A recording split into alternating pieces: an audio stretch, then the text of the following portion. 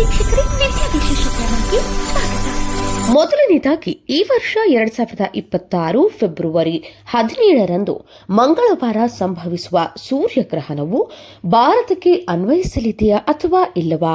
ಗರ್ಭಿಣಿ ಸ್ತ್ರೀಯರು, ವೃದ್ಧರು, ಮಕ್ಕಳು ಈ ಗ್ರಹಣವನ್ನು ಆಚರಿಸಬೇಕಾ? ಯಾವ ಸಮಯದಲ್ಲಿ ಊಟವನ್ನು ಮಾಡಿಕೊಳ್ಬೇಕು? ಗ್ರಹಣದ ಸಮಯ ಯಾವುದು? ನದಿ ಸ್ನಾನ, ಸಮುದ್ರ ಸ್ನಾನ ಇವೆಲ್ಲವನ್ನು ನಾವು ಕೈಗೊಳ್ಳಬೇಕಾ ಎನ್ನುವುದರ ಎಲ್ಲ ಸಂದೇಹವನ್ನು ನಿಮಗೆ ಈ ಒಂದು ವಿಡಿಯೋದಲ್ಲಿ ನಾವು ತಿಳಿಸಲಿದ್ದೇವೆ. ಪಂಚಗ್ರಹಣ ಕೂಟದಿಂದ ಯಾವ ರಾಶಿಗಳಿಗೆ ತೊಂದರೆ ಹಾಗೂ ಸಮಸ್ಯೆ ಇದೆ ಎನ್ನುವುದರ ಬಗ್ಗೆಯೂ ಕೂಡ ಇದರಲ್ಲಿ ತಿಳಿಸಲಿದ್ದೇವೆ. ವಿಡಿಯೋವನ್ನು ಕೊನೆಯವರೆಗೂ ನೋಡಿ. ಅದೇ ರೀತಿ ನೀವಿನ್ನು ನಮ್ಮ ಚಾನಲ್ಗೆ ಹೊಸಬರಾದಲ್ಲಿ ಕೂಡಲೇ ನಮ್ಮ ಚಾನಲನ್ನು ಲೈಕ್ ಮಾಡಿ, ಶೇರ್ ಮಾಡಿ, ಸಬ್ಸ್ಕ್ರೈಬ್ ಮಾಡುವುದನ್ನು ಮರಿಬೇಡಿ. ಈ ವರ್ಷ ಅಂದರೆ 2026 ಫೆಬ್ರವರಿ ಮಂಗಳವಾರ 17ರಂದು ಮಾಘ ಬಹುಳ ಅಮಾವಾಸ್ಯೆಯ ದಿನ ಸೂರ್ಯಗ್ರಹಣವು ಗೋಚರಿಸಲಿದ್ದು, ಇದು ಧನಿಷ್ಠ ನಕ್ಷತ್ರ ಕುಂಭ ರಾಶಿಯಲ್ಲಿ ಈ ಗ್ರಹಣ ಸಂಭವಿಸಲಿದೆ. ಅಂದು ಅಮಾವಾಸ್ಯೆಯೂ ಇರುವ ಕಾರಣ ಪಂಚಗ್ರಹಣ ಕೂಟವೂ ಕೂಡ ಪ್ರಾಪ್ತಿಯಾಗಲಿದೆ.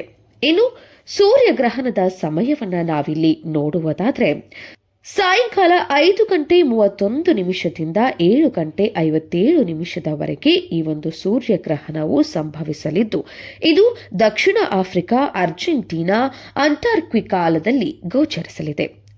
ಆದರೆ ಇದು ಭಾರತದಲ್ಲಿ ಗೋಚರಿಸದಿರುವ ಕಾರಣ ಕರ್ನಾಟಕದಲ್ಲಿ ಗ್ರಹಣದ ಯಾವುದೇ ಧಾರ್ಮಿಕ ನಿಯಮಗಳು, ಆಚರಣೆ, ಸೂತಕದ ಅವಶ್ಯಕತೆ ಅನ್ವಯಿಸುವುದಿಲ್ಲ.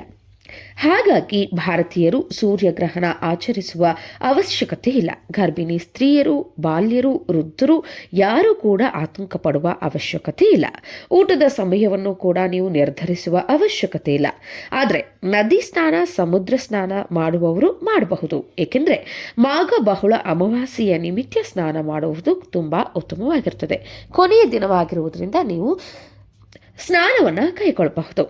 ಆದರೆ ಪಂಚಗ್ರಹಣ ಕೂಟದಿಂದ ನಮಗೆ ಸಮಸ್ಯೆ ಉಂಟಾಗುವ ಸಾಧ್ಯತೆ ಇರಲಿದೆ. ಏಕೆಂದರೆ ರಾಹು, ಸೂರ್ಯ, ಚಂದ್ರ ಒಂದೇ ಮನೆಯಲ್ಲಿ ಇರುವುದರಿಂದ ರಾಶಿಗಳ ಮೇಲೆ ಪ್ರಭಾವ ಬೀರಲಿದೆ. ಜೊತೆಗೆ ಶುಕ್ರ, ಬುಧ ಇರುವ ಕಾರಣ ವ್ಯಾಪಾರ, ವಹಿವಾಟು, ಆರೋಗ್ಯದಲ್ಲಿ ಭಾರತದಲ್ಲಿ ಸಮಸ್ಯೆ ಉಂಟಾಗಬಹುದು. ಆದರೆ ಸಾಧಾರಣ ಪ್ರಜೆಗಳಿಗೆ ಯಾವುದೇ ರೀತಿಯ ತೊಂದರೆ ಉಂಟಾಗೋದಿಲ್ಲ. ಇನ್ನು ನಮಗೆ ಭಾರತದಲ್ಲಿ ನಿಜವಾಗಿಯೂ ಗ್ರಹಣವು ಗೋಚರಿಸಲಿರುವ ದಿನಾಂಕ ಮಾರ್ಚ್ 3. ಆ ಒಂದು ದಿನದಂದು ಚಂದ್ರಗ್ರಹಣ ಸಂಭವಿಸಲಿದೆ. ಅದರ ಬಗ್ಗೆ ನಾವು ಮುಂದಿನ ವಿಡಿಯೋದಲ್ಲಿ ತಿಳಿಸ್ಕೊಡ್ತೀವಿ. ಯಾವ ರೀತಿ ನಾವು ನಿಯಮಗಳನ್ನು ಪಾಲಿಸಬೇಕು, ಪೂಜೆಯನ್ನು ಕೈಗೊಳ್ಳಬೇಕು, ಗರ್ಭಿಣಿ ಸ್ತ್ರೀಯರು, ವೃದ್ಧರು, ಮಕ್ಕಳು ಯಾವೆಲ್ಲ ಒಂದು ನಿಯಮಗಳನ್ನು ಪಾಲಿಸಬೇಕು, ಚಂದ್ರಗ್ರಹಣವನ್ನು ಯಾವ ರೀತಿ ಆಚರಿಸಬೇಕು ಅನ್ನೋದರ ಸಂಪೂರ್ಣ ಮಾಹಿತಿನ ಮುಂದಿನ ವಿಡಿಯೋದಲ್ಲಿ ತಿಳಿಸ್ತೀವಿ.